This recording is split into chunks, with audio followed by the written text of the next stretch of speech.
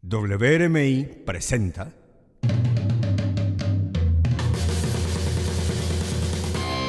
Moderna con Yadira Escobar.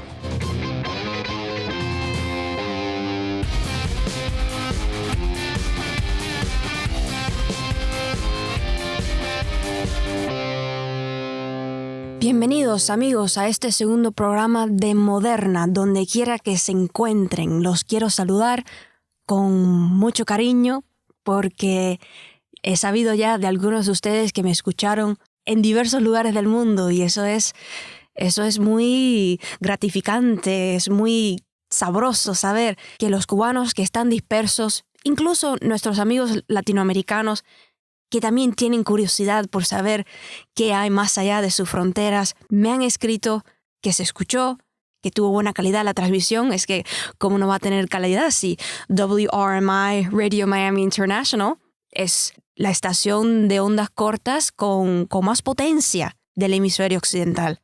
Y el mensaje, espero que les guste. Yo cada vez voy a ir perfeccionándolo más aún porque como todo emprendimiento humano, todo hobby, cualquier proyecto que uno se disponga a terminar, necesita su tiempo para que vaya cogiendo forma. Y les digo que cada programa debería tener su tema en particular. Creo que lo podrían disfrutar más si nos empezamos a especializar un poco más. Por ejemplo, uno de los temas que sin dudas dentro de muy poco me gustaría conversar con ustedes es el tema del arte moderno.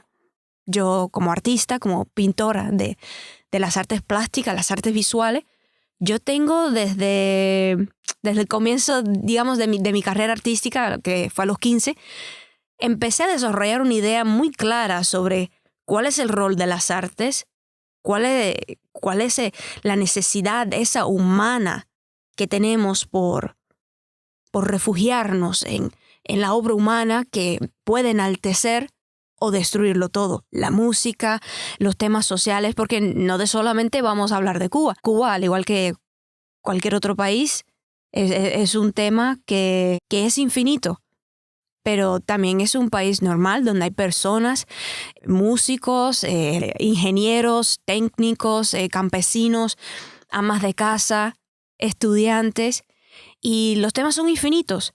Lo que el enfoque siempre será el mismo. Siempre vamos a estar preocupados aquí en Moderna por los temas esos que la extrema derecha anda burlándose últimamente. Esos temas, amigos míos, que siguen pendientes sin arreglarse. Aquí vamos a no perder ese enfoque, a no avergonzarnos de buscar la justicia social. La extrema derecha anda creando un monstruo de aquel ciudadano que se preocupa, que siente la necesidad de arreglar dentro de su limitado poder los temas que más nos afligen en la sociedad moderna. Y lo ves como se difama de el soñador, de aquel que tiene una ilusión por arreglar el mundo, de todo aquel que pacíficamente está tratando de resolver los problemas de la discriminación, de la pobreza, la desigualdad. O sea, no es que uno quiera sonar como un disco rayado, pero es que si el problema aún no se ha resuelto, ¿cómo vamos a tirarlo, a esconderlo debajo de la alfombra? No nos debe importar lo que tenga que decir la extrema derecha sobre nosotros, lo que nos preocupan, los temas sociales. No puede haber ningún complejo ni modificación del idioma, porque eso es lo más trágico, ¿sabes?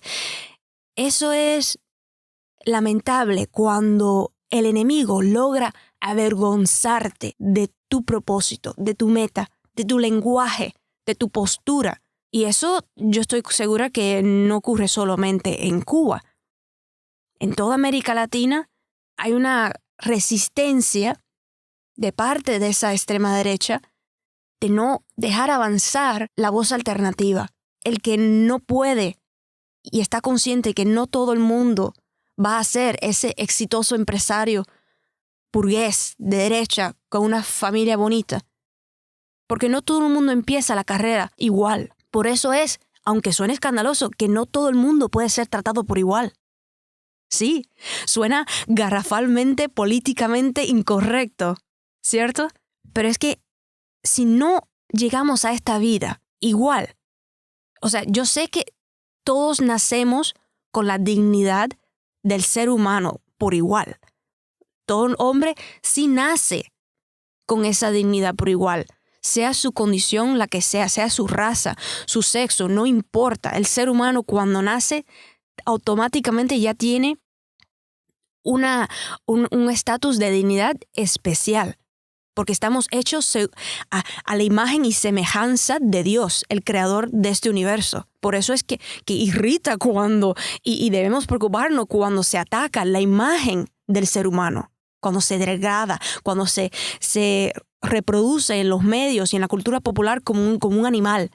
El ser humano no es un cerdo movido e interesado solamente en satisfacer sus más bajas pasiones. También tenemos espíritu y alma. Pero a lo que me refiero es que si no todos nacemos con la igualdad de oportunidades, ¿cómo entonces nuestros estados nos van a tratar por igual? ¿Cómo entonces el rico y el pobre, si cometen similares errores en los asuntos del tráfico, una infracción del tráfico, cómo el pobre y el rico van a ser castigados con la misma multa? Si para el rico $300 es una cosquillita, eso no es nada, eso es un almuerzo en un restaurante fino. No disponemos del mismo poder.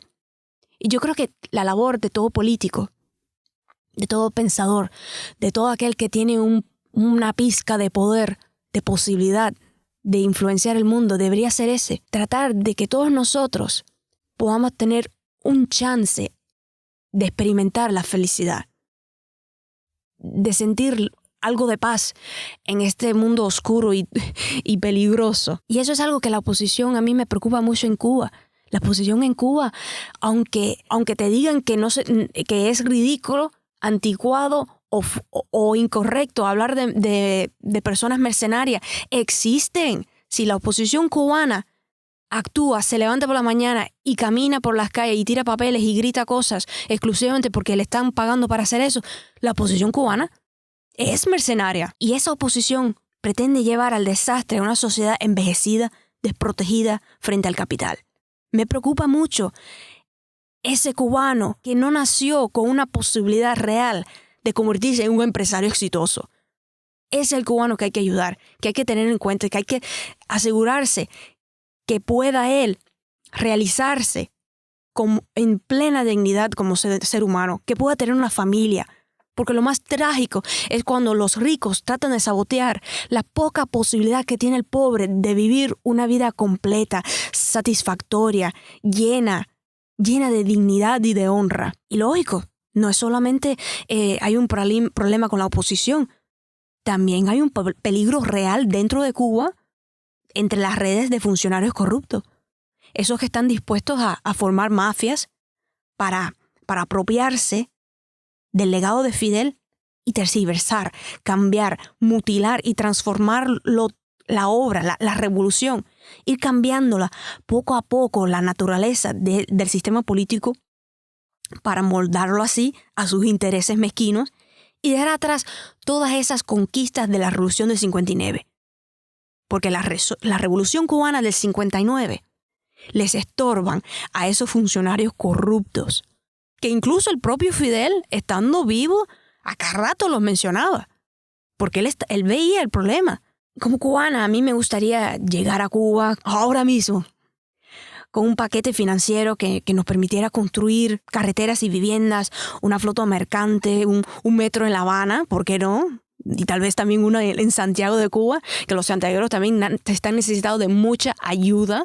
Hay tantas cosas que podrían mejorar a Cuba, pero el bloqueo lo impide.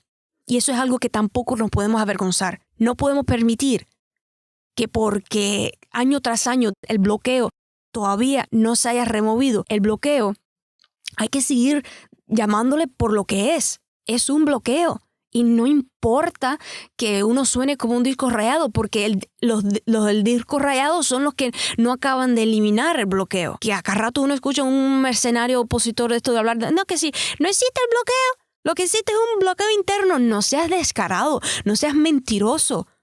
Ningún país puede avanzar si no se le permiten créditos financieros. Yo creo que si Estados Unidos se portara bien y nos financie todos esos buenos proyectos que hacen falta en Cuba, urgentemente, como cubanos les devolveríamos el favor, contratando a compañías estadounidenses. Claro está, así nadie abusaría de nadie.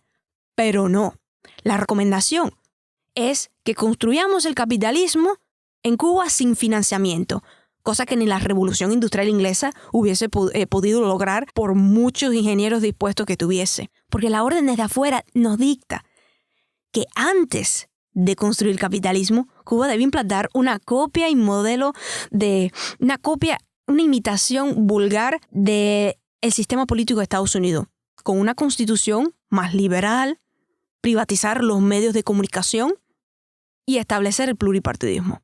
Yo estoy segura que ustedes han escuchado eso, porque eso sí lo repiten hasta el cansancio y ellos sí que no se avergüenzan de su discurso. Es que nos dicen a nosotros los cubanos hasta el detalle todo lo que debemos hacer. Y a ustedes los latinoamericanos progresistas de izquierda también. Hay órdenes para todo el mundo. Lo veo como una trampa, ¿sabes? No hay otra manera de ver las cosas. Sobre todo cuando logran colar el tema de los derechos humanos.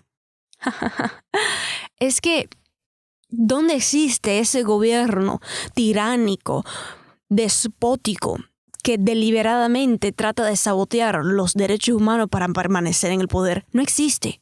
Ni en Estados Unidos, ni en Venezuela, ni en Colombia, ni en Chile, ni en Cuba, ni en España. Al final del día, Fidel tenía razón cuando dijo que esto era una batalla de ideas.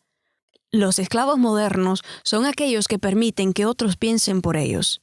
Y cuando yo digo eso, no estoy insinuando que debemos rebelarnos como unos anárquicos locos contra todo poder. No, piensa por qué alguien quiere que tú te rebeles.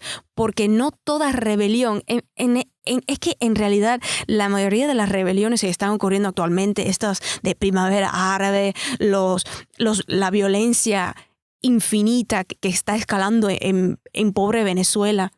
En Venezuela tiene que acabar de reinar el amor. Y de nuevo, no estoy hablando de un cliché, porque también ridiculizan el discurso pacífico, el verdadero, el discurso que pretende civilizar la sociedad para que no se rompa y se pierda todo en una violenta y sangrienta guerra civil. Venezolanos, quiéranse. No vean al contrario como un animal, como un cerdo que no tiene dignidad humana. Todo ser humano nace con una dignidad innata. Respétense, quiéranse. Aunque el otro esté muy equivocado, no terminen con esos discursos violentos, tirando piedra, escuchando a lo que alguien fuera de tu frontera te propone. Siéntanse a hablar. Si no les gusta algo, dialoguen, hablen, conversen como familia. Que estoy convencida que la única solución para la crisis en Venezuela es que el venezolano se reconcilie, al igual que el cubano necesita reconciliarse. Me despido entonces y los quiero, de verdad. Hasta la próxima.